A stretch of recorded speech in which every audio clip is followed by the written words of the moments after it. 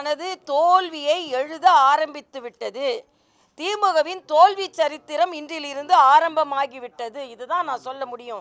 ஏனென்றால் நான் கூட ஒரு தொலைக்காட்சியில் சொன்னேன், அறிவாலய நிழலில் யாரான ஒன்று போய் நின்னா கூட உடனே வாங்க வாங்க வாங்க கூட்டணிக்கு வாங்கன்னு அழைக்கிற நேரத்தில் இன்னைக்கு திமுக இருக்குது. அதாவது அவர் ஒரு கட்சியிலிருந்து நீக்கப்பட்டார்.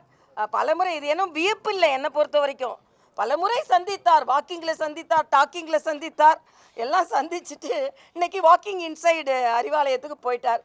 ஆனால் எனக்கு ஒரு வருத்தம் என்ன என்றால், எப்படிப்பட்ட கொள்கையை 50 ஆண்டு காலமாக இவர்களெல்லாம் பின்பற்றினார்கள், எப்படிப்பட்ட தலைவியிடம் இவர்களெல்லாம் இருந்தார்கள், எந்த தலைவி எந்த கட்சியை வாழ்நாள் முழுசும் எதிர்த்தார்களோ, எந்த கட்சி, அது மட்டும் இல்லை, அவர்கள் மரியாதைக்குரிய ஓபிஎஸ் அவர்கள் இறைவனை கும்பிடுபவர்கள், சனாதன தர்மம் என்று சொல்லக்கூடிய அந்த பழக்கங்களை கலாச்சாரத்தை பின்பற்றுபவர்கள், அவங்க எப்படி ஒரு இந்த கலாச்சாரத்தை ஒழிக்க போகிறோம், கொசுவை மாதிரி ஒழிக்க போகிறோம்னு சொல்லுகின்ற ஒரு கட்சியில் போய் இணைந்தார் என்பது, அதாவது கூட்டணி வைக்கிறார் என்பது வேறு விஷயம், தன்னை இணைத்து கொண்டார் என்பதை என்னாலே சீரணிக்க முடியலன்னா அதிமுக தொண்டர்கள் மட்டுமல்ல, தமிழக மக்களாலே சீரணிக்க முடியாது.